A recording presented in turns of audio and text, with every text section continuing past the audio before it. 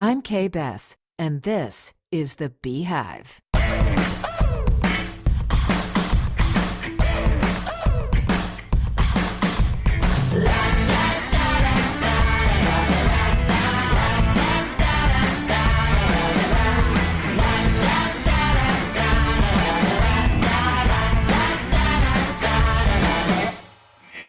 Women in voiceover, the voices of the fairer sex that keep the wheels of commerce and creativity moving in this country. Voices you hear every day, but names you likely don't know until now.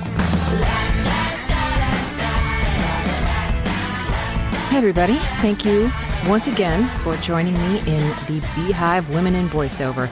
I am so excited about finally bringing this woman to you. Nancy Linari. She has a long and fruitful career as an actor in just about every genre of acting you can imagine. She's going to tell her story straight off at the top, but her career has lived and survived and thrived over the past 30 to 40 years. So the woman certainly knows how to stay in the game. And despite what she thinks, her story is worthy to be told. I will say this, when we recorded this earlier this year, she was still sitting on, NDAs about particular things that she's doing. So just so you know up top, the motion capture and performance capture that she refers to in this podcast is Spider-Man, the new Spider-Man video game. So check her out. If that isn't video game cred, I don't know what is.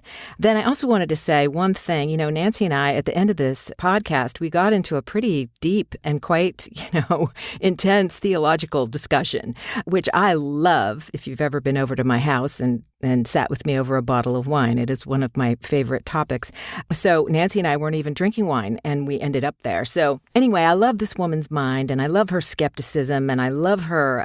She's an asker of questions, and I love this about her. So in the midst of this conversation, however, we start talking about Santa Claus. Those of you who know me well know that I am a believer. And so to my fellow believers out there, I just want you to know straight up right here, I am not equating Santa Claus to Jesus. Okay? So it's just a little tiny piece of the way that I articulate an understanding about God. All right, so don't send me tweets and, pray for me if you want, but I don't think that's the real reason to pray for me. Believe me, there are many other things that are worse in my life than a conversation talking about Jesus and Santa Claus in the same breath. Anyway, I hope you will approach it in the same manner that I intend it. And anyway, the big point of this podcast, of course, is the career and work of Nancy Linari.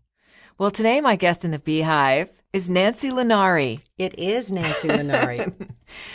Who has a career far more worthy than what she actually believes. We've just been having this conversation about how did Nancy get on this show? Yes, why is Nancy on this show? Nancy's on the show because she's a prolific actor whose career has spanned many years and many genres, because you not only do voiceover, you do on-camera theatrical, you do commercial work, you do plays, right? So we're talking to a bona fide actor here. So that's why you're here, Nancy. All right. Nancy and I go way back. We met when I was at Sutton Barth and Venari, where you still are. I'm still at Sutton Barth and Venari. Which is fantastic. And they're a great agency. Yes, very honorable people. Good spot. And so we met each other in the lobby, which is where most people who've been around as long as we have, met and know each other. Remember lobbies. Remember. And then we used to go out for coffee after. And yeah, it was really great. So what I know of Nancy is that Nancy and I were always sort of in the same competitive arenas when it came to voiceover stuff. We were reading announcer things and moms and, that kind of good stuff. But then I really also knew Nancy as an on-camera person. So I'm thrilled to have you. And I want to point out that Nancy right now is doing a pretty cool show, Marvel's Spider-Man. She has to get her superheroes I know. correct I have to get here. it right, man. Marvel's Spider-Man, which airs on Disney XD. And you play the role of Aunt May. Right on. So there you go. That's like, you're going to get a bunch of Twitter followers now. Let's hope so. Let's hope so. Aunt May. So tell me how you landed the role of Aunt May. Do you remember? I remember doing an audition. I'm sure it was in the booth at SBV because we don't get to go in to audition for the powers that be as often anymore. Right. And then I do remember that I had a callback, and she was called Aunt April in the script, and she was talking to, I don't remember, she was talking to her, I don't think it was her nephew. I think it was something a tiny bit off from a nephew, like a cousin, something just a little different. And I honestly did not put together that Aunt May and Aunt April could ever be the same thing. Yeah. It just didn't even occur to me. It's just one more audition to me. Right. So the callback, I went in, sort of did the same thing, asked for a few things, and then it's months. You know how it is, okay? It's months before you hear anything. Yeah. And then they're all excited, and they say, "You booked Spider-Man." I said, "When did I audition for Spider-Man?" So we're in. It actually just started airing in August. Yeah, I was going to say, season. you're in your first season because that's pretty cool. Yeah. I think if you've been around long enough, that is how auditions come. You kind of go, yeah, it's another one. Okay, what am I doing? Yeah, I'm going to read that. Tell me what, and you do, callback. And the callback, and it's a crazy thing. My theory that people who survive in the world of voiceover or acting, really any kind of acting, is that you do your audition and you move on, Right. And the work you do for the audition is the same whether it's, it's a big cartoon, or it's one line on a cartoon, or it's a radio spot. You still have to do your same job. Yeah. And now we don't know anything about most of the things we audition for because everything is a secret. Everything is a secret. There's a secret, I know, in video games. It's a secret well into your recording of the job. I have one that I think is coming out this year that's probably all I can say, or I'd have to kill you. Right. There's nothing else you can say. Nothing else. Yeah.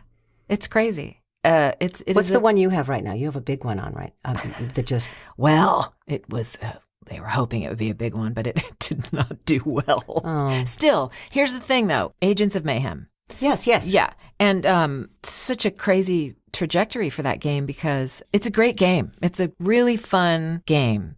And I'm totally proud of the work in it. The cast was fantastic. We all had a great time.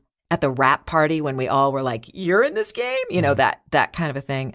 It was one of those things, and I saw this review of it that came out just maybe just a couple of weeks ago, and the game had dropped in the middle of August, and it did nothing. It did nothing. I mean, nobody cared about this game, which is a AAA game that came on the heels of Saints Row. Oh, right, and so it's the same world as Saints Row, same creators as Saints Row. And so this review was that nobody knew there was confusion about what the game was. Is this Saints Row 6? Is this Agents of Mayhem? Is it a spin-off? Is it something entirely different? And the marketing wasn't clear about what this game was, right? So that initially is a problem because you've got Saints Row fans who are like, where's my next Saints Row game? Which is a drag. I mean, video game fans are fans, man, right? Yeah. And they want what they expect. Bless them. Yeah. I know. Then, however, when the game came out, it was glitchy. There were glitches everywhere. So this reviewer, you get updates though. You get updates. So, okay, that's a glitch. We'll get the update. So you get the update, that glitch is fixed. And so this reviewer was saying, we all want to say that this game, that the failure of this game was that it didn't have proper marketing. He said, but the real failure is that it was released too soon. Because now that all the fixes are out and it is the game that it was intended to be, it's fantastic. But will people give it the second shot? Yeah. And it's 6 months later and it's in the sale bin, And so his whole spin on it, which I loved, was this ought to become a cult classic because it's a great game, but it didn't get what it needed, to be released. So, yeah, so it's frustrating, right? But, but the work is the work, and it was really fun, and I'm proud of the character and all that stuff, and it lives on my reel. And that's out of it's out of your control. We can only do what we do. The job we're given to do. Exactly. We don't get to write them. We don't get to program them. I just read about a game that I did that has now been suspended. They're not doing it.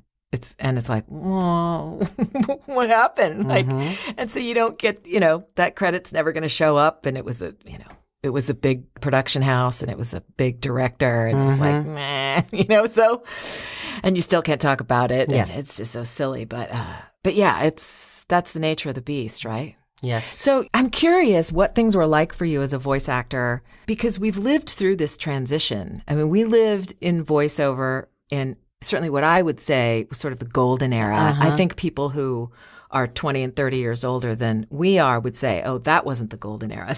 Well, I would say, I would actually say the 60s, we got into it when the golden era, when voiceover was starting to really open up. Yeah. So those people who came the 10 years before we did would really tell you that was the time when there were a handful of people doing the cartoons, doing the promos, doing the commercials. Yes. A handful of people. Truly. And that they worked all the time. Right. They would do five auditions a day and work 3 times a day. Yeah. Exactly. Yeah. Well, I think, I don't know, do you remember this, that there was a sense in which, commercials were sort of the bottom rung of the acting world, if you were a serious actor, and voiceover was a rung below that. Yeah. I started differently from a lot of people because I started in Chicago. Okay. I moved, I'm Just from the a suburb, world of and right advertising. after I got out of school, I got a job right away doing singing and dancing in amusement park shows where you do, 4 or 5 45-minute shows a day. You change your clothes 15 times. It's medleys. You're singing, you're dancing. So I started to work right away. Yeah. And didn't seek out getting union cards, but I wanted them because we wanted our card. But I did that. Which is... it's so different. That's what I'm going to lead to. And also, I believe Chicago... Everybody knows Chicago has an industry. Yeah. It has a big commercial industry. Yes. It always has, voiceover and on camera, because so many ad agencies are based there. Yes. A thriving theater scene. So I got out of school, did all these things, then got in some plays, just auditioning for plays. And one of the plays was organized by the union, and the producer was totally willing. So 6 of us, all of us are still actors now, all went equity without trying. And I remember trying to find the money to go equity. Yeah. And then started to work, and I did Second City. I did an open call for Second City and worked for them improved on stage with them for a couple years. Not always particularly funny. I was kind of inexperienced. I just did an open call, and they liked me. Yeah. And then 2 weeks later, you're on stage. Right. I was really good at scary. I was really good at set pieces that were already, you had to move into what they'd already designed, but I had a lot to learn. But from there, I just did theater. And while I was doing that, people would see you in things, and an agent would pick you up, and you would just do, in Chicago, it was, I think of it as we were blue collar actors. You did the job that was handed you as well as you could. So I would start to do on-camera commercials. I didn't do voiceover for the first year or so. But once you did on-camera commercials, you would meet the writers and the people at the ad agencies and the production houses. And in those days, we also did a lot of demos. Yeah. Leo Burnett would bring you and you would do a dozen demos for what they're doing. Right. So you met people and you did things. Yeah. And so that's where I did my first demo and all that. And then I came out here with I'm leading up to something you're saying. So I guess commercials... Because there wasn't at the time a big film and theater industry, a film and television industry in Chicago. There were commercials. Yes. And there were industrial films, TV series being based there. There was an occasional movie shot there because it's a great city to shoot in. Right. So I never I remember simply being delighted by commercials. Yeah. When you'd work, I did a lot of theater, but then you would do a commercial, and in those days they would give you the out to let you get to the theater in time. So if you were doing an on-camera commercial and they knew you were in a show, they would let you go by 5:30 or 6 so you could make your curtain. So you kind of had the best of... Wow, that's awesome. So I didn't necessarily have that kind of... And then when I came out here with a play, with a show, I got an agent right away. And the easier one for me to get was a commercial agent. Yeah. The on-camera agents I still have 30-some years later for commercials. So I never looked at it that way. Yeah. And then I did voiceover, but I was not in any way like Kay or some of these people who did... voiceover embraced them totally. I did voiceover, but I was really an on-camera person. Yeah. And then when I got pregnant, I knew I had to up my game in some other area. Yeah. But it was the days of lots of radio, too. I always did a lot of radio. A lot of radio. A lot of dialogue, lots of radio, lots of the retail stuff. So, yes. And those days, the non-union work has really... taken away. Yeah. It's really gone for a lot of us. Yes. Indeed, it is. It becomes a rare thing now to book a radio spot. Oh, my God. Yeah, for sure. Rare. And a TV commercial. Yes. And a TV commercial that actually runs on network. Because not just non-union, we have celebrities. Especially in our category. Yes, our category is huge for celebrities. Yes, very big. So I don't even really remember if I answered the question because I kind of went off into No. That was fantastic. A little other world. That was great. It was great. And I think it shows the difference between what it's like to start in a city like Chicago and what it's like to start in a city like Los Angeles. Where and the people, all the people, the immediate people surrounding you at the time. I grew up with people like Eric Stoltz and Anthony Edwards, and by virtue of knowing them, and going to USC, and I mean the people that were a year or two ahead of me are monstrous Oscar winners, and so I had this sense of like that's the goal, right? Is to do that kind of work, that kind of. I thought for sure I'd be up for my first Oscar by the time I was 30, and stuff. We just moved that bar a little bit. Just a little. And so voiceover to me, I think in that regard, and commercial work seemed like, well, it's a way to put food on the table, but it's not my goal. And I think that's why, I don't know if it was a sense of not being fearful of it in that regard, like, oh, I can do this. Instead of, can I do a film? Right. But I think it was the people that I hung around with that had more of a sense of like, you're doing commercials. Well, you know what I mean? I think I guess there was that attitude. And I certainly know it was out here. Yeah. Certainly. Yeah. I think it's very interesting. I think Chicago was a different thing. It's a huge union town. Yeah. So you get in those unions. I was in all 3 unions within like 13 months. Yeah. Once you get in one and you start to, but everybody looked at the job as it takes skill to do this. This is what I do. Yeah. I'm just doing it in a different medium. Yeah. I know when I came out here, the first cartoon thing I did at Hanna-Barbera was when cartoons were just starting, the celebrities were catching on to them. Because the first series I did was with Carol Channing, Rip Taylor, John Aston. Wow. And somebody else famous whose name I can't remember. And then all those really famous cartoon people we know. Yeah. Rob Paulson and Jim Cummings. Yeah. And, the people who make you feel like you're in a coma when you think you're so funny until you're in the room with them. I always think, well, I'm kind of bright and witty. Right. Oh, no, I'm in a coma. And they're bright and witty, because they can do it in all these voices, too.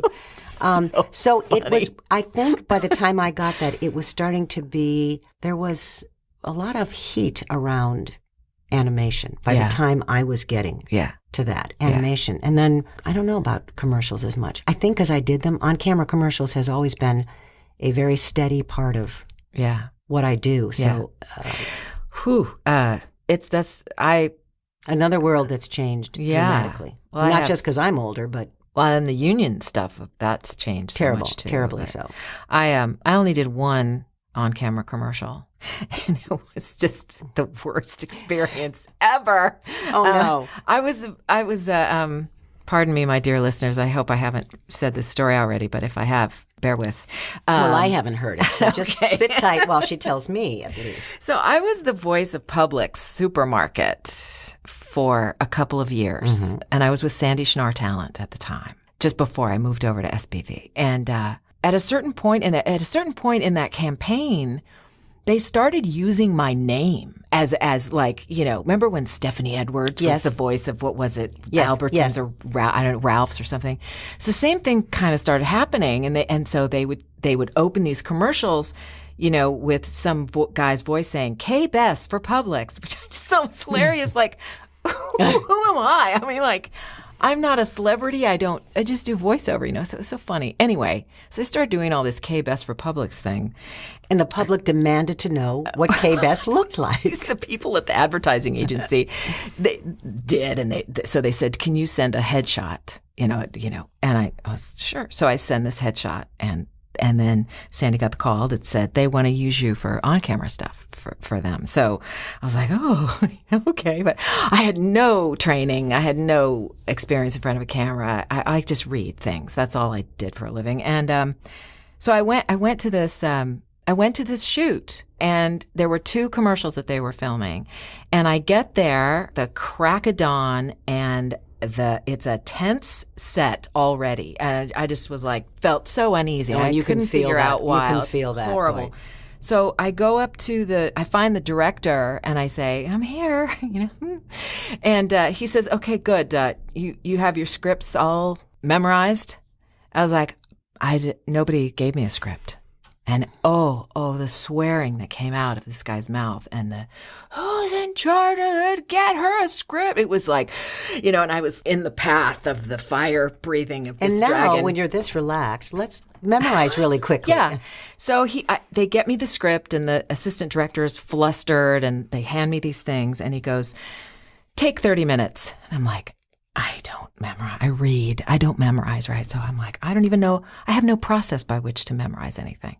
So after 30 minutes, he's like, let's go, So I've got my stuff on. The wardrobe person was a snit. I mean, she just was like, don't touch any food with this jacket on. Don't drink anything. Don't, And it's a raw silk jacket that she has on me. So I was just, okay, I can't move. And I don't know the lines. I have no idea what I'm doing. So we start, and I swear, Nancy, it felt like 3 hours in the morning where I would walk on set with this bag of groceries that all I had to do was set the groceries down and take the groceries out of the bag with the label pointing toward the camera and talk to everyone about my shopping experience. And I would walk in and I would set the bag down and I'd go, put it back in and take the bag back and go. Oh, it's a horrible over feeling, and over and over and over again. And I just was starting to sweat. And then he called for a break and I walked up to him and I said, could I have a teleprompter? Can I just have a teleprompter? He's like, no, we're not going to do it. You'll be fine. You'll be fine. So we do this for another 2 hours until lunchtime. And then I said, I'm begging you. I will be done in 30 minutes. If we just get up. So he finally put everything on the teleprompter. And it was fine. It was fine. But I left there with a headache. I had gone over to the cooler just to get a water because I was so thirsty. I picked the water up out of the ice. It drips all on my jacket. I go over to the wardrobe person. I'm like, I'm so sorry. And she was like, swearing again. She goes, come upstairs. I felt like a 6-year-old. She kind of grabs me upstairs. She gets out a hairdryer. She starts drying off the stuff. Then the director screams, where's the talent? And the wardrobe person is like, she's up here. She spilled something on her jacket. She's a slob. She's a slob. And I went home. I had a headache. Like I didn't eat anything. And I said to my husband, never again will I do an on-camera commercial. It's horrible. Commercials have some built-in things that I think make them really difficult, even though that was a horrendous setup. You were kind of destined. I was doomed to from fall the start. to fall flat on your face for a while. Yeah. But it is, when you think about it, it's what you're talking about. It's the put it down, show the label, talk as if you're just talking. Always talk about your canned beans ketchup like in that this. way, right? Yeah, exactly. That's right. Like, I'm friends with my ketchup. Yeah, exactly. And it's a time change, and everything is so important. It's 30 seconds, and every second they want to matter. So it matters to them, of course. Yeah. So exactly. Yeah. It was crazy. So I don't know how I got onto that big long tangent, but that's we sort were of talking why. about what we. And I learned. I remember the first couple commercial auditions I did. I approached them like theater, and I remember in Chicago the cameraman sort of being like, "Well, you might want to take a deep breath and think about you're not in a theater. You're not, we're not projecting to the back row. You might just want to talk like you're talking. Why don't you just talk to me instead of whatever grand arena you just talked about the singer sewing machine to? Right. Okay, we're not in Athens. But I said this earlier before we started recording. I think one of the only reasons I could still be in the business is because I've kind of had to put my career together like a patchwork quilt. Yeah. This area here, this area here. Oh, well, this is slowing down. Now I'm going to learn to do audiobooks at home. This is slowing down. This is... Yes. Because it's like a graph to me. And boy, I'll have a year when I make a couple, used to make a couple of guest stars on TV shows. And then you don't have to worry.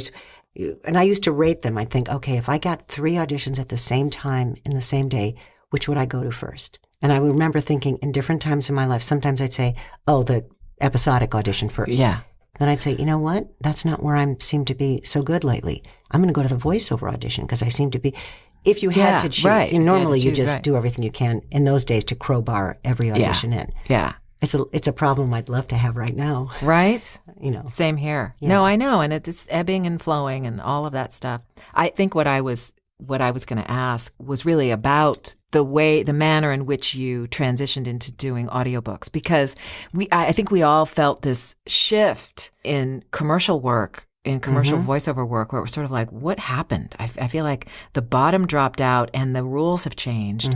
And now I have to take the reins of my career in a way that I have not before. I think we all know that we are in charge of our careers, but there was a system. It's like we were a part of it. The rules changed, and so we were in a system where it's like, yes, you get a voiceover agent, you cultivate a relationship with them, they send you copy, they provide you opportunity, and then you have to do the work to get the work. Yes. Right? But then even that changed. There's something about that changed. Agents still do that, but it's just a different landscape. I feel like the world changed on 9/11. I've always said this. Yeah. Right around 9/11. Yeah. The .com collapse. Yes. Which was a lot of our voiceover radio work. A lot of it was .com. Yeah. I had a personal loss, so it was suddenly I'm the sole earner. It all changed. And then I'm getting older. Yeah. And I'm aware that how much more work there is when you're in your 20s and 30s. Yeah. I mean, now it's almost a joke how much more everything is geared towards 20s and 30s, but it always has been. Yeah, always. 20s and 30s. But we were just 20 and 30. Yes, and we were the age where you could be the voice or the image of the mom, even though moms weren't my biggest on-camera thing ever. Even though I think I'm a wonderful mom, it just wasn't my thing. But so I feel like all of those things together, then technology took over for voiceover, and people anywhere in the country and Voice Bank and all those places. Yep. It really did change dramatically. Anthropologically, nobody would believe it if you saw it in any other species change like that, I think. Yes. So I just was always trying to figure out, what else can I do? What else can I do that I have skills for? Yeah. And I've always been good at long form because I like to read. I've always said it's the most amount of words for the least amount of money, but and I was looking for something that I could promote myself, that I could work on. And audiobooks are totally, I think if you're a celebrity, maybe your agent books them, but most agents don't want it. It's not a lot of money. Right. But it's money, and it's now the AFTRA and SAG have been very good about trying to make it union, because on the West Coast, audiobooks were not union when I started. They were not under their jurisdiction. Exactly. Right. Which stunned me. Yeah. Like, why wouldn't it? This is the same thing we're doing. So I've tried to, luckily I started did an audition at Random House out in Woodland Hills where I didn't not have to record them myself. Oh, that's awesome. I had an engineer, and my job was to prepare the book and come in and read the book. Yeah. But even that, I didn't know the first audiobook that I did that we were just going to read the book through once. Yeah. I didn't know that. I said to the engineer director, now how do we do this? Do we do each paragraph twice? She goes, have you ever done an audiobook before? I said, well, no, not really. She said, oh no, we're going to start. She said, and I'll stop you if I hear a mistake, or if I think you've lost, if you've spaced out a little bit, or if I think you don't have the intention correct. But we're going to we get through as much as we can. And she said, and don't stop just because you didn't like the way you said one sentence. It's a marathon. It's not a sprint.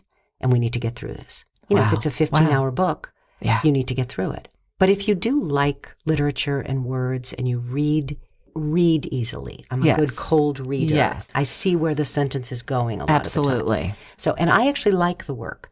It is sometimes really tedious. And I've seemed to, in the last couple of years, have gotten more nonfiction, which is very interesting, but of course much drier and not as much fun as characters and mysteries and all that. You've won a couple of awards for your audiobook I just work. won one, but I always say, like anything else, it's really about the book. I knew when I read the last book I did that just won one of Audible's best 2017 for kids, and it won an Earphones Award from Audiophile magazine.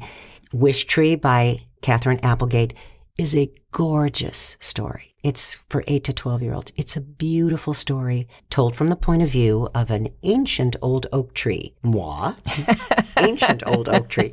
But it's about tolerance and compassion and prejudice, and told in a very lovely allegorical way with animals and an oak tree and and a Muslim family. And I knew when I read it, I thought, this is a gorgeous pleasure. book. Yeah. And it's important. Yeah. And the book itself was very well received. So it helps. You can get some earphones awards if you're reading really good books. Like anything else we do. Sure. It's only as good as, we can only make it as good as what we're saying. Yeah, exactly. And then I've learned something else for like a mystery. But I do like it, but it was, it's like motion capture, which the video game I'm doing is motion capture. I saw this other area and I thought, okay, I'm theater trained. Yes, little black box theater going on. This is kind of what, you need to have experience with voiceover and doing video games, which is a whole different kind of voice acting. Yeah. But you have to be able to be comfortable moving around and doing sets and props. So I was delighted to get one.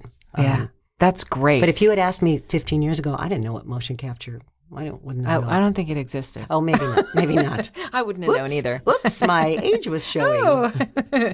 Yeah, I'm about to kind of set up a little spot in here to be able to do to record your do self-taping for motion capture. Who knew that voice actors would be setting up cameras? Did you read right? I just for the listeners, I just read something on Facebook, I think, from SAG-AFTRA, from somebody there, that they're going to set up a place at the SAG Conservatory, not motion capture, a self-tape place where you can go in for free, but not just motion capture, but just a self-tape place. Which is all motion capture audition is. It's just a self-tape. Yeah, there, and that eventually, with the hope of getting a space on Wilshire in the SAG building, so that so you could, instead of having to pay for your auditions, which we all do to self-tape, that you could book it and do it. That's fantastic. It's fantastic. That is good news. It's wonderful. Yeah. It's a whole different deal. Even for us auditioning from home all the time. Yeah. In a vacuum without feedback, without direction. I went to, this was funny. Well, funny to me. I don't know how funny it is, but. I'm going to laugh. Okay, please laugh. I went to an animation workshop on Saturday with Chris Zimmerman. Oh, I love Chris. Yeah, she was great. I, of course, have known her name forever. I was beside myself that she knew my name. I've never booked an animation job. That's like my goal. It's like I want to break into animation, right? And anyway, when I went in the booth I picked a piece and I went in and I did my thing and this particular character, I created an aside for the character, which was just a repeat of the same, like the person I'm talking to, I say, so you got into bed and there was no response. And then like, hey, John, she got into bed and there was no, right? So that was the thing. I sort of created a piece of the character where I lost a grip laughing and all that kind of stuff.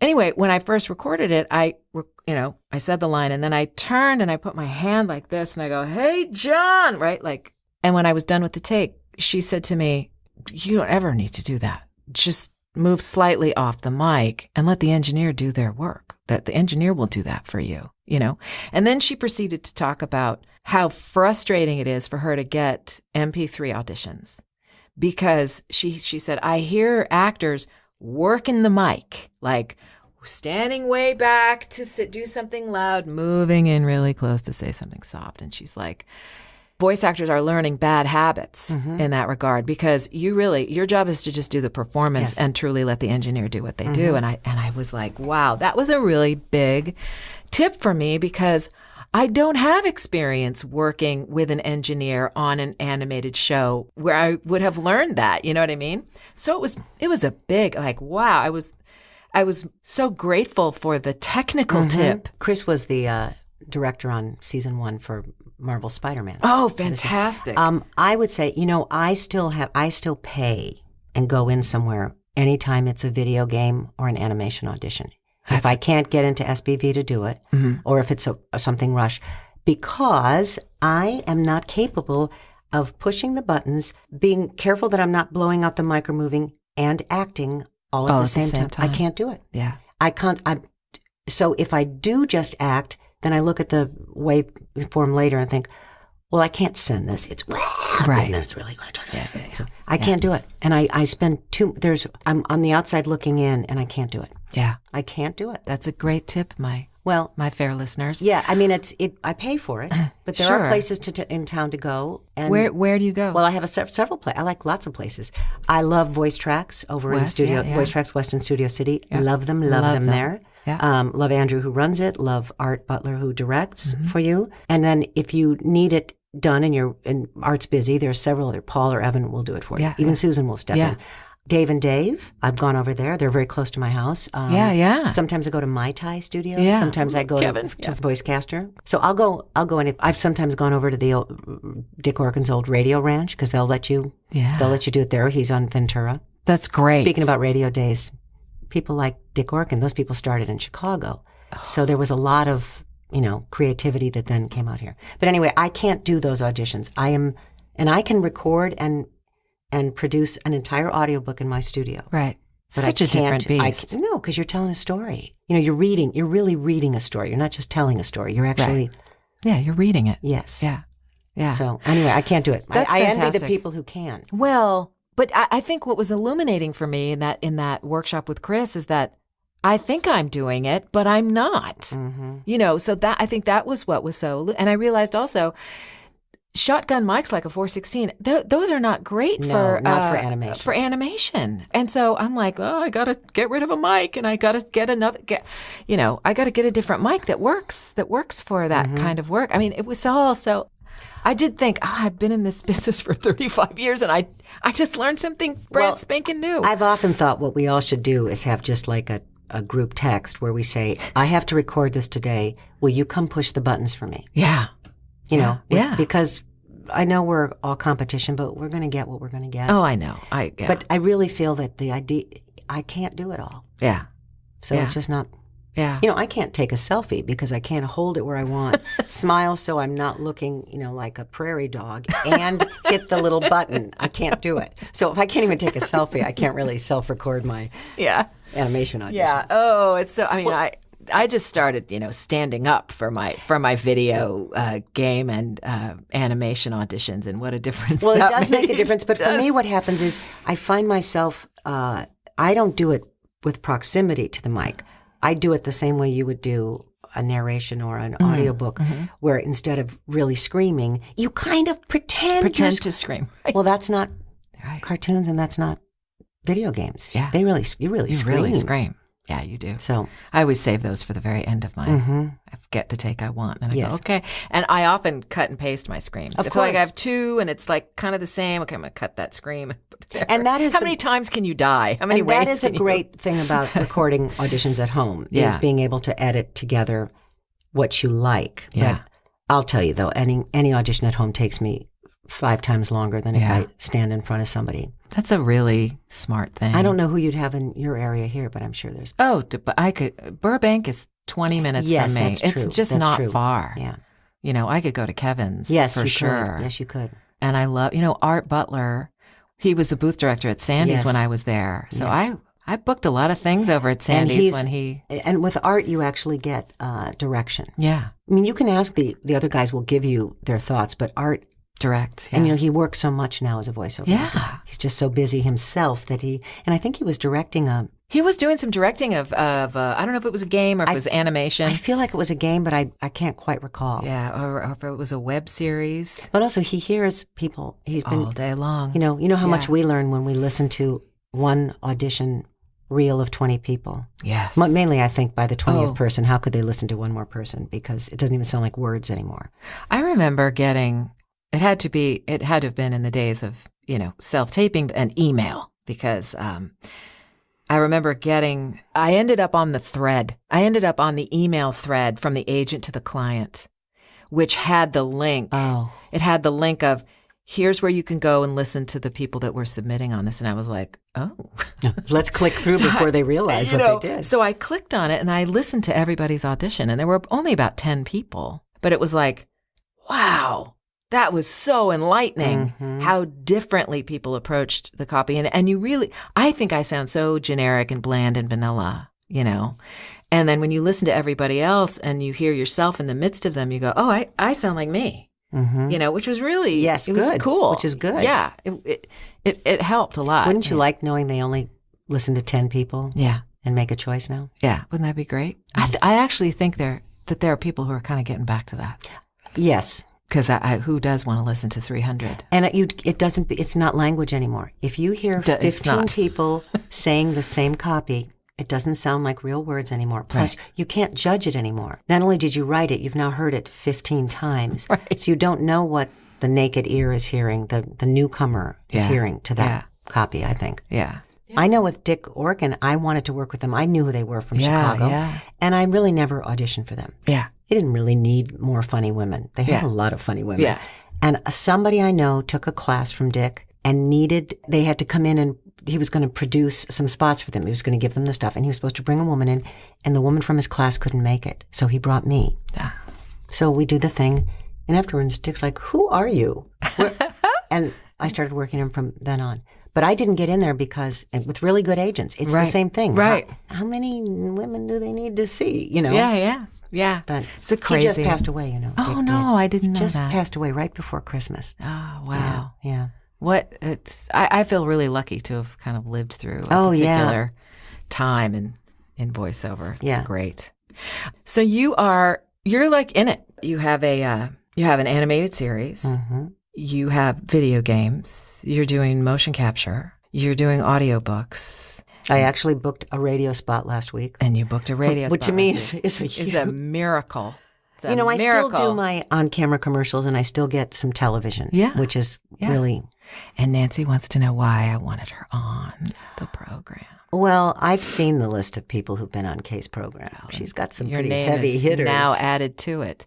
I think the whole reason that I wanted to do this podcast was because people don't know who we are in the sense of like, you work, you're out there, you're in the airwaves, you're in stuff and nobody knows. No, and that's part of the beauty of it. That's the point in a lot of ways, right? But I think that it's just because we know who these people are who've been on this podcast in that sense, right? Everybody I've had on does work that I really admire. They have careers I admire, and they have these really interesting stories to tell about the ways they've sort of tripped up and things got messed up, or that they hit some roadblock and boom, something else was born. Yeah, I sometimes think too, when you do, as I said before, I have to do everything in order to keep a career all these decades. That when I go to the episodic auditions and I look around, I see my gang that I see, but I think, oh, I don't do as much as they do of this. And then I go to the animation audition and I'm not the biggest animation. Oh, I don't do it as much as they are. Then you go to motion capture. I've never done one when I'm auditioning. Yeah. So you I always feel like, well, I've got, one finger in so many little pots. And some people are really the kind of the poster child for their arena, it seems to me. Yeah. They're a genre. Yes. I'm with you.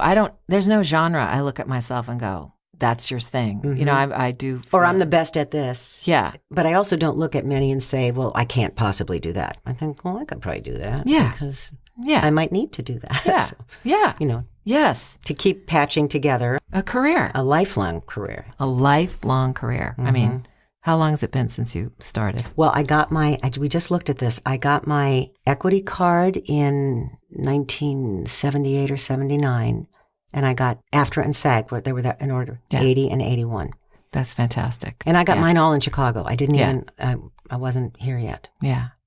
And it is sad to me how many people don't necessarily want to be in the union right now. It's sad to me on many, not just for their sake in the future, what it does for them, but I don't want to get too political, but where we are as a country, that we're not supporting the idea of union workers who make a living wage for what they do.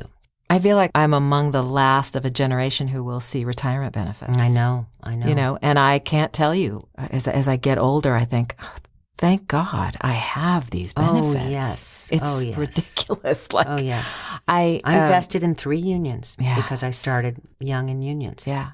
But it's all unions. I mean, we really aren't. That's true. Helping the blue collar people. Yeah. I use that term just to describe because that's who I think of myself as an actor. I totally think of myself that way too. Yeah. The working actor, but is not going to be standing on the dais getting the award, Right.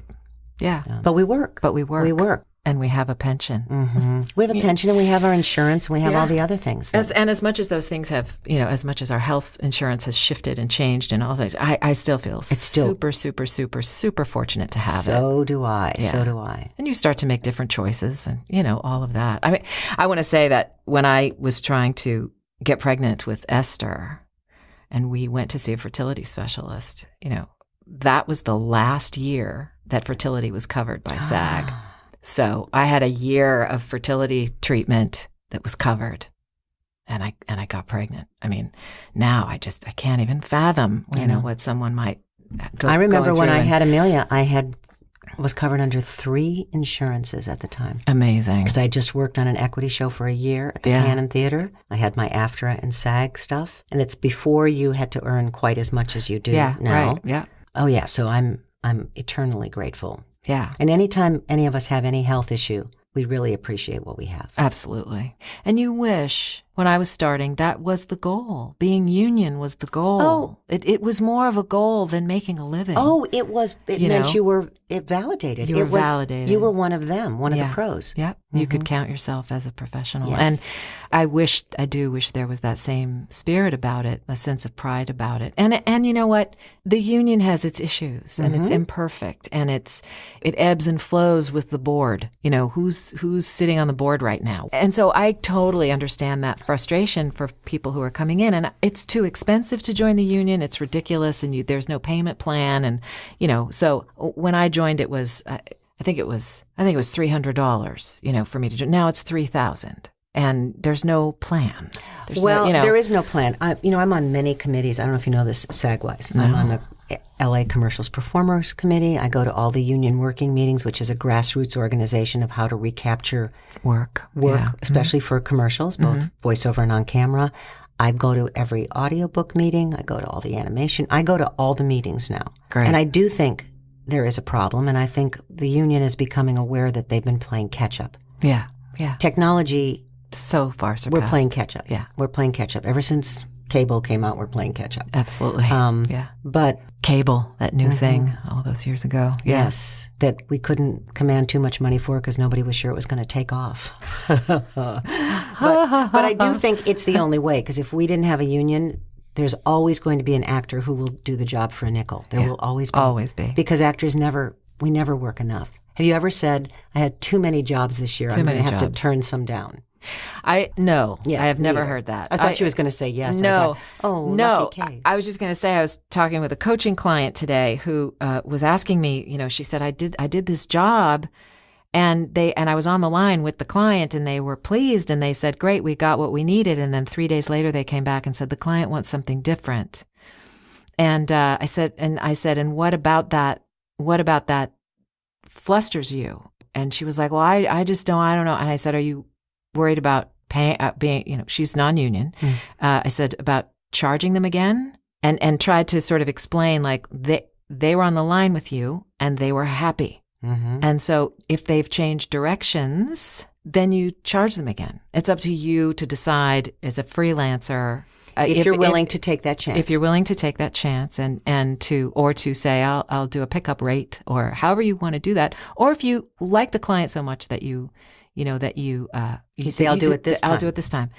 But at the root of it always is, I'm not worthy of being paid. I should feel lucky that I got this job. And that's the thinking that you want to go, no, you provide a service that they need, and what you bring is valuable.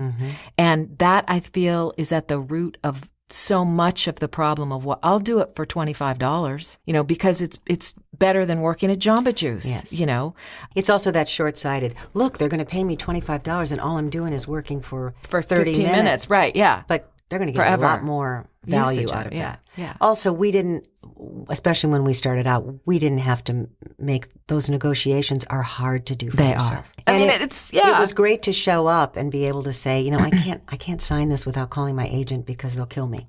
Oh my gosh, it's so true. And I love that our agents, they give us that out. Absolutely. Go tell them you can't, or we'll have your neck, Yes. And then just send it back to us. Yes. And we got it, yes. And that's true.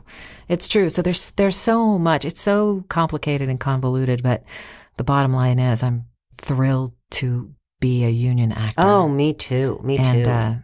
And to promote the goodness that comes with it, and to promote the necessity of tolerating the difficulties of it, the times that the union gets it wrong. We are the union, you know. Yes. If you're truly super dissatisfied, get on a committee. Show up. You know, show up. Absolutely. Yeah. So, but yeah, I feel super, super lucky. Yeah. I grew up in a big union family because my family were all Italian immigrants and construction workers and stonemasons, and always union. Yeah. Always union. Yeah. But I saw when my mother ran the company after my dad died, I saw what it did to her in a country that's not union friendly. Right. Nobody wants to pay a living wage to people. Right. But the union people, they knew what they had. Yeah. You know. Yeah. I got a little on my lefty side there. Oh, that's actually so to me not a lefty side. It's just a kind of a human side. It's a common sense side. It's a yeah. It's a fair. It's complex. I do get that, you know. And like anything, you know, unions can get so big that they are encumbered and they start to become political entities that don't serve their membership. And I recognize that that's often at the root of frustration about unions, right? But man, you can't throw the baby out with the bathwater, you know? And do we need to evolve and make sure that we're still the viable way, what we're doing is viable for right now? Yes. Yes, we Absolutely. have to be able to analyze it and change. Too. Yeah, absolutely. So I do think it's more of a common sense thing. Yeah, than anything. Too. So, okay, Nancy, we're gonna play Beehive Roulette. Oh my goodness, I love games. Do you? I do, but I don't know if I like this one. Let's see. Wow, I do like games. Charades. I'm a killer charades. Is this charades? No, this is just. Do you see my little wheel over here? Since I moved my student put this big blanket up, I don't really have access to my Since you wheel. Redecorated is how I would put the spin on that. You redecorated the studio. Redecorated the studio to make it more. Okay, so let's see. What do I have to look at? Well, nothing. It's like, it's too big now. Like, you're supposed to spin the wheel. I don't know. I'm not sure. Maybe if I hold it like this. Okay. But you can't reach it. I can reach it. I'm a game player. I'll make it work. Oh my God. It's going to work, you guys. Okay, so here's the thing. So you're going to spin it 10 times, just obviously one question at a time. I have a list of 50 questions. Okay. Okay? So you're going to spin it. It's going to land on one of these little And you're going to ask me and I'm going to answer instantly. Exactly. All right. Here we go. You got it. Okay. Okay, I just hope I win, everybody. I hope I win. Because there must be a prize. You're a winner. You're already a winner. I'm so nervous. Okay, so you can pick one of those numbers. Oh, 16. Window or aisle? Aisle. Oh, come on. Give it a big, gnarly spin. 13. How many push-ups can you do? Oh, a real push-up? None. A fake one on my knees? That's not fake. It's modified. A modified, about 6. That's pretty good. Really? Sure. Okay.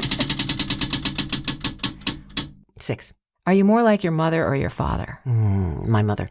Your mother. I adore my mother, so I'm flattering myself there. I adored my dad, too. I shouldn't have. 35. Scary movie. What? A very good age, 35. Yes, I remember. Yeah. Scary movie or happy ending? Happy ending. Yeah. I don't like to be scared of it. Yeah, ever. 27. If you could change anything about yourself, what would it be? That's a brutal question. It's a terrible question. I don't think anybody's ever answered this one before. If I could change anything. How about if I could change one thing? Because there's probably many Sure, things. If you could change one thing. Yeah. I would take things less personally. That's one thing. Yeah. If we have a drink after, I'll give you like 12 more. 29. What's the first thing you notice about people you're attracted to? Humor. It's good. I think this is This is it? No. I think this is 6. I think now I'm you done. have 4 more. No. Oh, okay. 41. I keep going back to this one space. What books are you reading? Oh, I'm reading a couple books right now.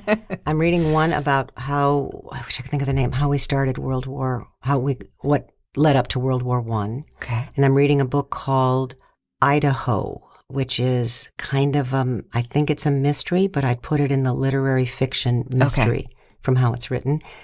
And I'm still trying to get through Lincoln in the Bardo. I keep trying. I've even tried the audiobook. I can't quite. I might have to put it away and come back. Yeah.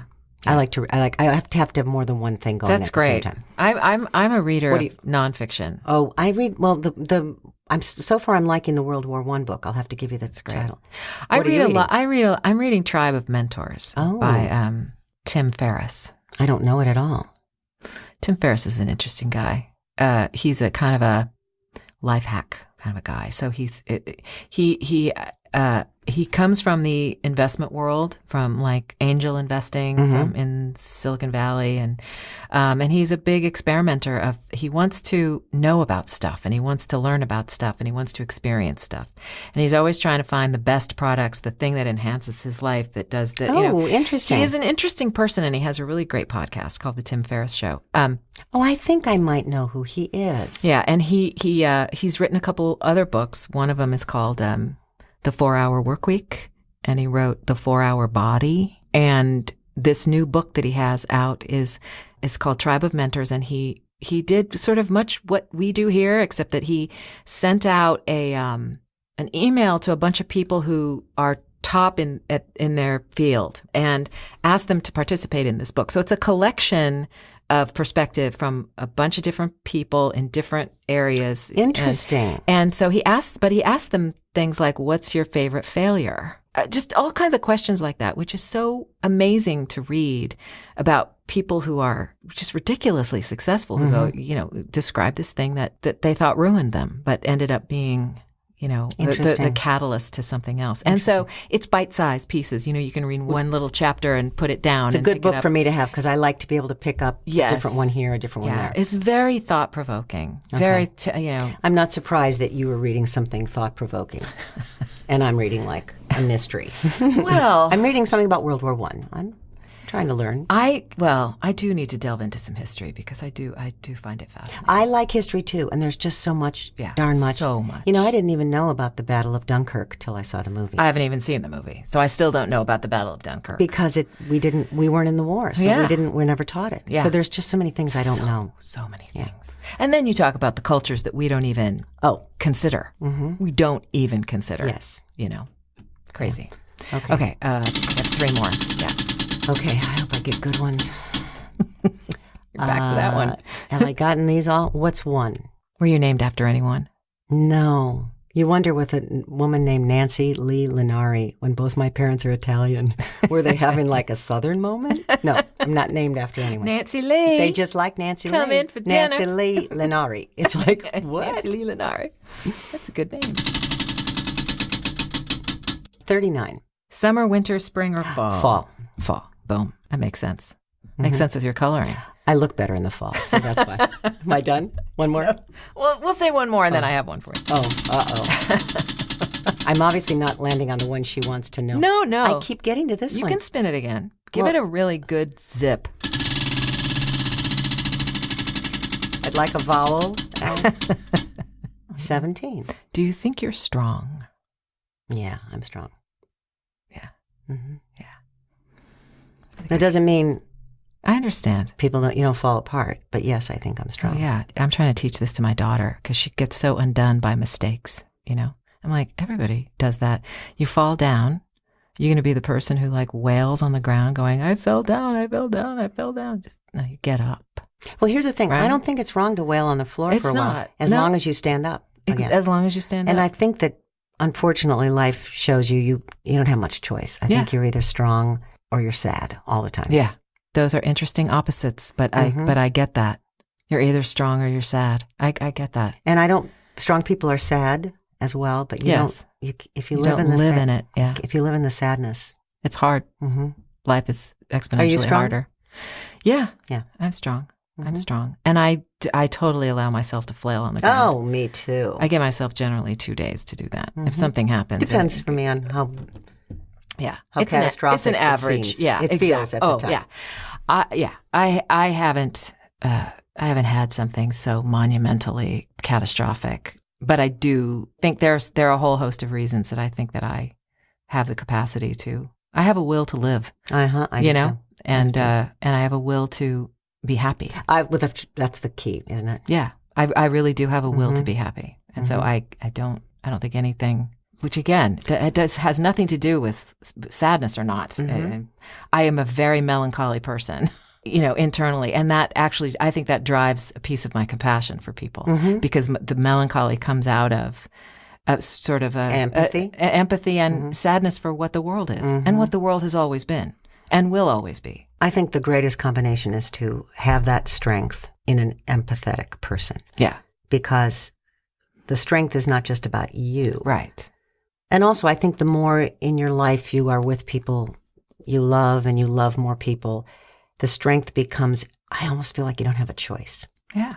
There's too many other people that matter to you. Yeah. You have to be strong. And not always easy, but yeah. My goodness. Ooh. And we didn't have a drink, guys. We were just talking. I know. Wow.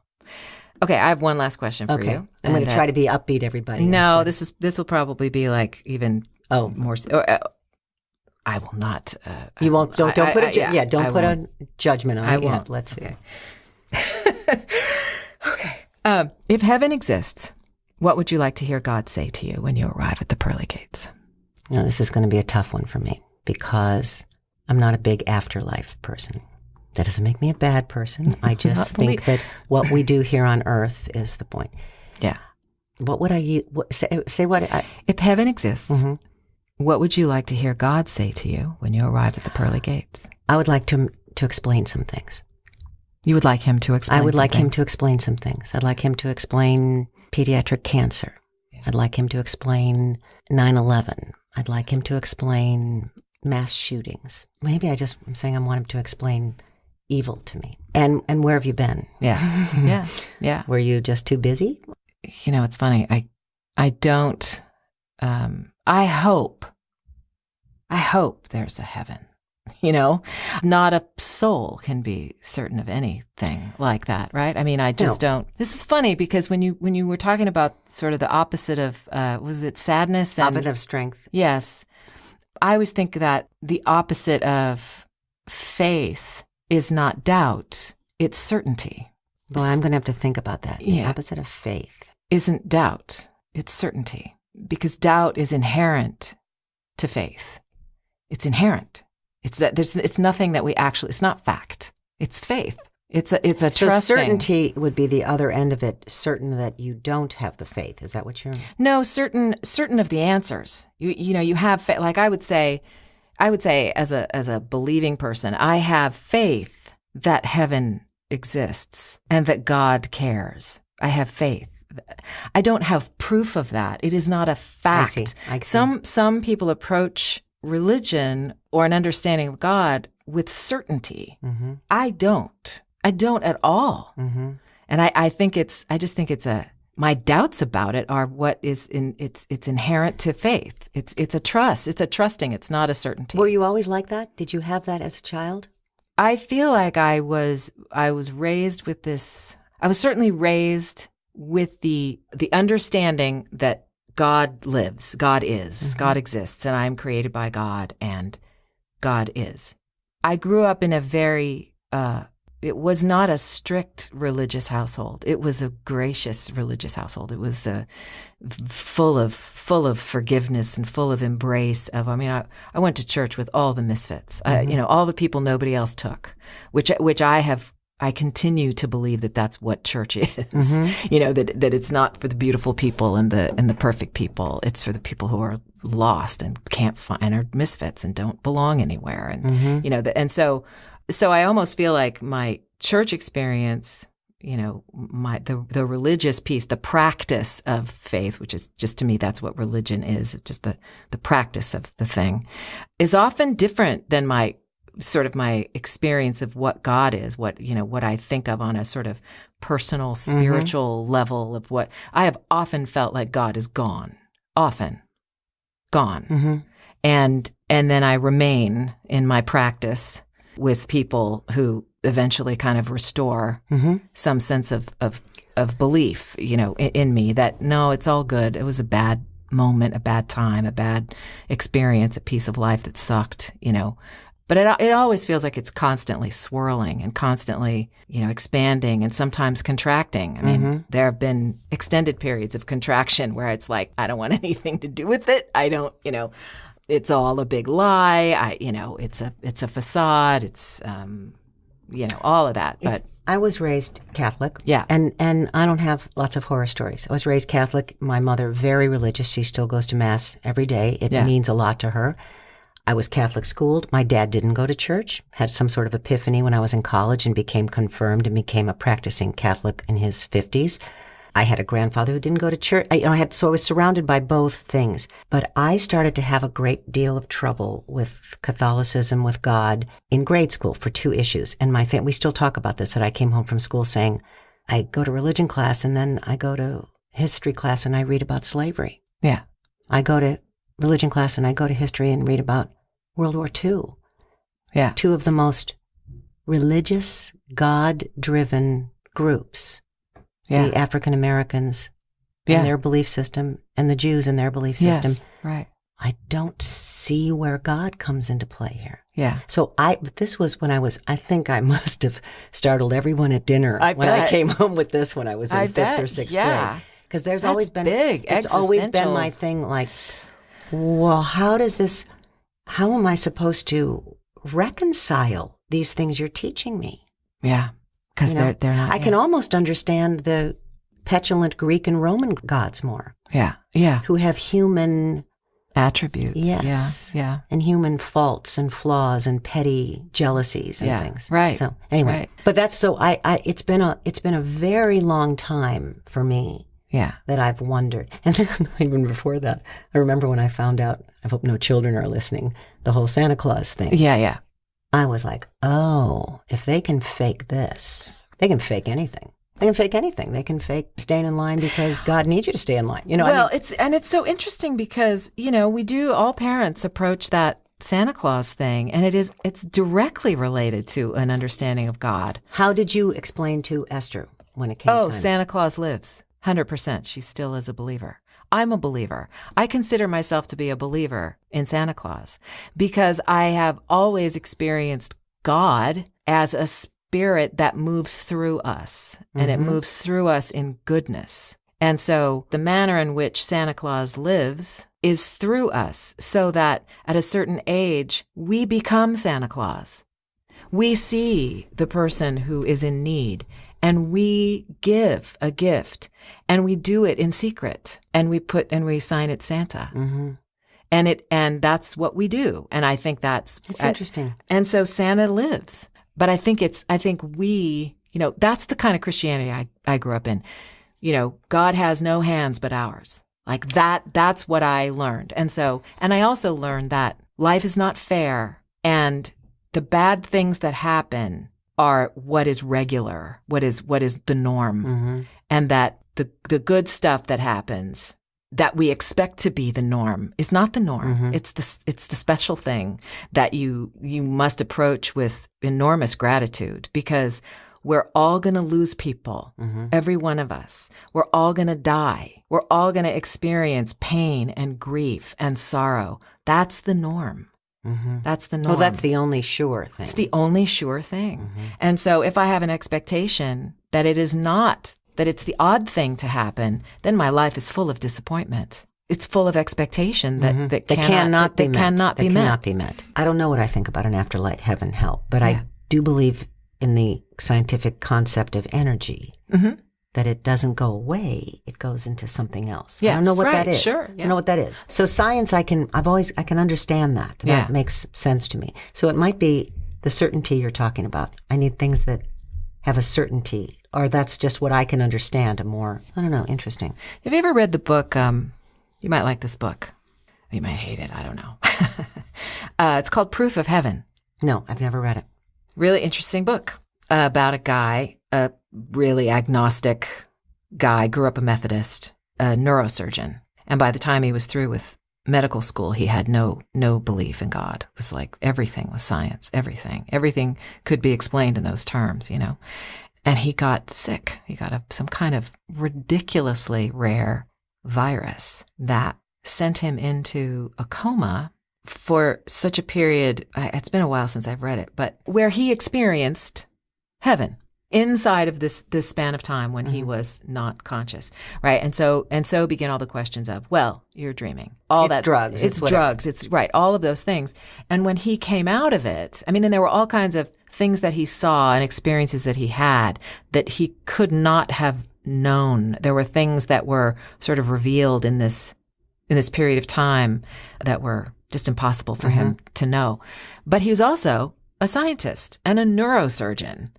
And so he examined all the stuff, and the part of the brain where dreams occur was dead, was not active, not functioning.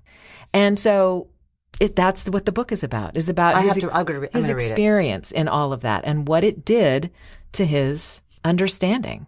It can get a little flowery, and I think he is advocating, for belief in an afterlife, in God, right? But he didn't start out that way. Right. You know what I mean? Which is why it's a compelling I will book. get it. That sounds great. I found it very, I found it reassuring in some way. I still, it's somebody else's experience, but it was sort of like, it added to my sense of, I hope that's true. Well, I know many people who feel they've had a proof. Yeah. Some proof. Yeah. I personally never have. Yeah.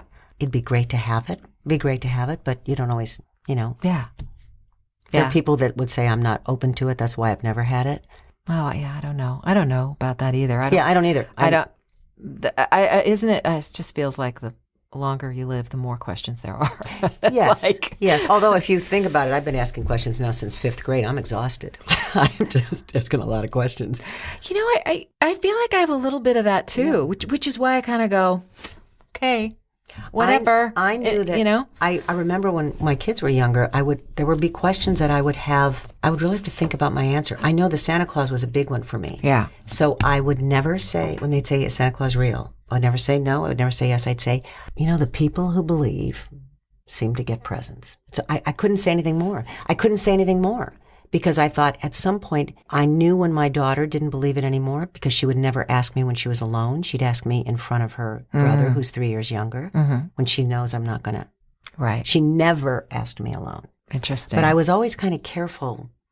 And, my kids went to Catholic school, so they were raised Catholic. Yeah. So it's not like I have a big torch against. Sure. Yeah. I actually think it's important to have a basis of something and a community and knowing what the correct behavior is in a religious institution and in a religious setting. All of that to me is valuable. They're on their own for what they actually believe. And I would diffuse many of the things they learned, especially in grade school. When the dogma is black and white. Yes. We would discuss it all the time. But I never grew up with that only Catholics were saved. I didn't grow up that kind of Christianity at all. I didn't. My dad. I grew up a Baptist, and I didn't grow up with only Baptists are saved. I'm actually a Catholic. I converted. But I do remember saying, well, what is it about the Catholics that makes you just also so nervous? And it was like the Pope. Well, okay, the Pope, I have my issues with the whole Vatican, but the fact that you say prayers to the Virgin Mary. Yeah. It's like, what? If you believe he's the savior, what's wrong with talking to his mom? Right. Yeah. Can you give him a message for me? Yeah. It just, and that's what I think, that's what I would tell you my mother would have thought about the Hail Mary. To her, it was one mother to another. Yeah. Help me out here. Yeah. I might be simplifying it. No, I think that's what it is. Truly. My brother converted to Catholicism when he was in his mid-20s. He's 10 years older than I am. And he was, and talking about things like confession and, he told me once that confession is a couple of believers talking about what a friend we have in Jesus. And of course, this is in the ideal sense and what it should be. Mm-hmm. I always used to just think that confession was a great example of learning to forgive. Yeah. It's just about forgiveness. Yeah. About contrition. Yeah. Which is sorely missing in our culture. Sorely missing. Sense of responsibility. Yeah. Responsibility. Yeah. I did this. I was wrong. Yeah. I wish I hadn't done it. Yeah. But that's also really abused. If you say you're sorry later, you can get away with anything. I don't know. At some point, I think you got to pay attention and learn from it. But yeah. And I guess that's the thing about what does it mean to be genuinely contrite, Yes. Yeah, it's complicated, but I think I sort of rest in this place of I'm not in charge and I don't have all the answers. And I need to be kind to people and recognize them as being created by the same spirit that created me, and teach my daughter to do well and be kind to people. So when I was in 2nd or 3rd grade, remember Catholic school, still many nuns, but my teacher was a lay person. I had her for 4 different years. She kept graduating. She was an excellent teacher, but kind of tough. But I went to her in 3rd grade after one of the religion lessons saying, I'm so concerned about my grandfather and my father because they didn't go to Mass. Yeah. So what is it you're saying? They're going to go to hell? They're dead, blah, blah, blah, blah. And luckily, I got a person who said, well, let's sit down and talk about them. Tell me what kind of people they are. How do they treat you? Are they a good father, a good grandfather? How do they treat their wives? How do they treat their employees? I don't think you should worry about them. And then, of course, she said, now you still need to go to church every Sunday because that's what your mother and father want you to do. But I would stop worrying about them. That's so great. Because that could have gone another way. It could have totally gone another way. But I remember even then thinking, well, how can this... Really? You're bad, you're good, you're bad. Black and white. It was black and white. My father would say to you that you have a most excellent theological mind. Oh, well, thank you very much. It's true. Mr. I mean, Best. I love that. My dad was very much like that with me. Like, I was an asker of questions, and I didn't sort of accept things at face value, and he was like, good for you. My dad's favorite thing to say to me in the making decisions, making mistakes, my dad would say, trust God and sin bravely. And I did that really well. My dad encouraged, when you ask me, I'm more like my mother, but my dad encouraged, if you ask my family, everybody's way over the amount of questions I ask. If you should ever be sick and need someone to go to the doctor with you, take me, because I will ask every question till it's explained till we can really, I just will ask. And I'm not trying to be antagonistic. I just don't honestly understand. Yeah. And you want to understand. Yes. Yeah. I'm curious. Yes. And I also don't want to be the one in the room who sometimes they say something and I think, well, I didn't understand. Can you say that another way? Because everybody's nodding. I have no idea what you're talking about. Yeah. And I'm not trying to say you did a bad job. I'm saying, whoa, can you come at me another way? Because I don't get it. Yeah. My mother used to say, and she still does, we didn't know what she meant when she was younger, but now, when we were younger, it's a great life if you don't weaken. Wow. And she would say it with, not with great import, just... Yeah. That's what she thought about it. It's a great life if you don't weaken. So somewhere in there is the reason for strength, and you just got to keep going. Yeah. Nancy Linari, thank you so much for joining me in the Beehive. Kay Bass, I've loved being in the Beehive with you. Where can people find you? NancyLinari.com. Okay. Are you on Twitter or any social media kinds of stuff? I'm Twitter. I'm at Nancy Linari. Facebook, I'm Nancy Linari. Someday I'll get on Instagram with the rest of the world.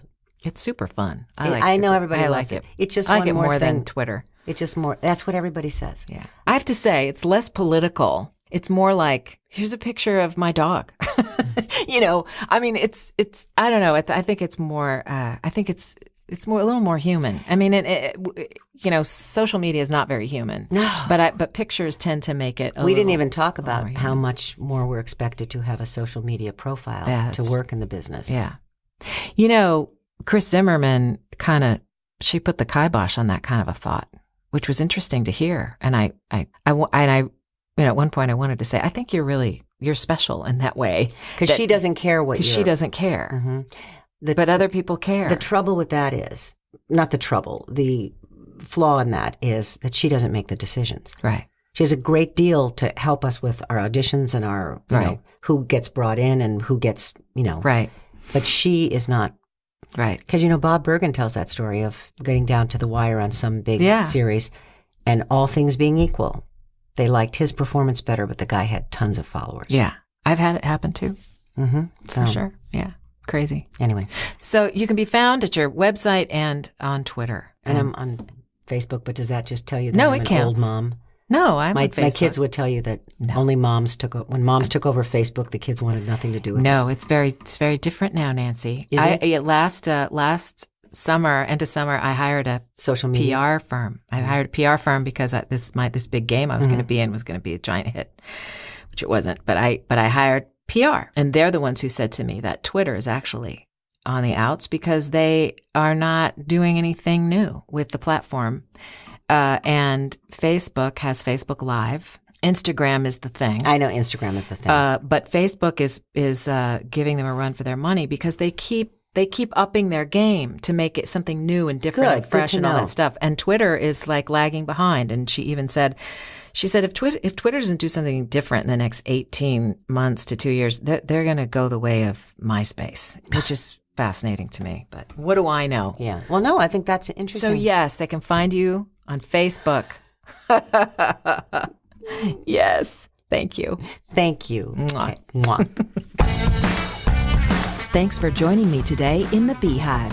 For podcast notes, pictures, and more information on my guests, visit the podcast website, thebeehivepodcast.com. Find me at my website, kbess.com. Follow me on Twitter at kbess, and subscribe to my channel on YouTube. If you've a mind to, please post a review of the podcast on iTunes. Kind words are like honey, sweet to the soul and good for the bones. Come back for more Women in Voiceover next time in the Beehive.